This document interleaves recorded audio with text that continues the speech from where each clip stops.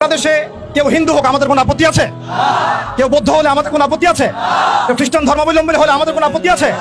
কেউ যদি নাস্তিকও হয়ে যায় আমাদের কোনো আপত্তি নাই। কিন্তু নাস্তিকতার দোহাই দিয়ে সেই লেভেলকে ব্যবহার করে যখন আপনি আল্লাহ এবং তার রাসূলের শানে কটূক্তি করবেন, আমাদের আপত্তি তখনই আমরা ঘরে চুপ করে বসে থাকবো না ইনশাআল্লাহ। আপনি নাস্তিক হয়ে জাহান্নামে যান, আমাদের কোনো আপত্তি নাই।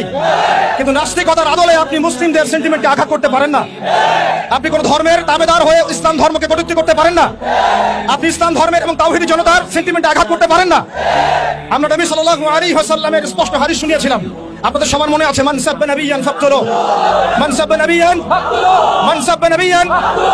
এখন আপনারা সবাই জানেন এই দায়িত্ব কার উপর বর্তায়? এই দায়িত্ব বর্তায় আমাদের সরকারের উপরে।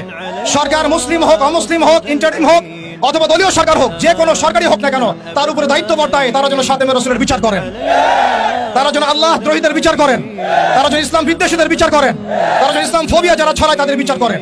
কিন্তু এখন পর্যন্ত আমরা তাদেরকে মামলা নিতে পর্যন্ত দেখি নাই। আমাদের ভাইরা থানায় থানায় ঘুরেছেন, মামলা নেওয়া হয় নাই। এই তথাকথিত গণতান্ত্রিক আইনের এবং এই তাগুতি সিস্টেমের মার পেছে খাতেমে রাসূলের মতো স্পর্শগত ইস্যুতে মামলা নেওয়া হচ্ছে না। তাহলে কি আমরা এটা প্রমাণ করেছেন আপনারা তাহলে যে তাগুতি বিধান কখনোই সাম্য এবং ইনসাফ কায়েম করতে পারে না? আপনারা নিজেরাই প্রমাণ করেছেন যে তাগুতি বিধান এবং মানবরচিত সংবিধানগুলো, আইনগুলো কখনো মুসলিমদের সেন্টিমেন্টের পক্ষে আসতে পারে না। তারা কখনো খাতেমে রাসূলের পর্যন্ত বিচার করতে পারে না। তারা আল্লাহ দ্রোহীদের বিচার করতে পারে না। তারা ইসলাম বিদ্বেষীদের কোনো বিচার করতে পারে না।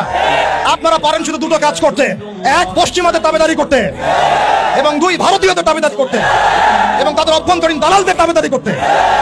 অতএব আমরা আবারও সতর্ক করতে চাই, এই সুস্পষ্ট হাদিসের উপরে আপনারা আমল করুন, অন্যথায় তাওহীদি জনতা শরিয়া আইন বাস্তবায়ন করার প্রক্রিয়ার দিকে হাঁটবে ইনশাআল্লাহ। ইয়া খিলাফা ইয়া শাহাদাত, হয় খিলাফত না হয় শাহাদাত, হয় খিলাফত না হয় শাহাদাত।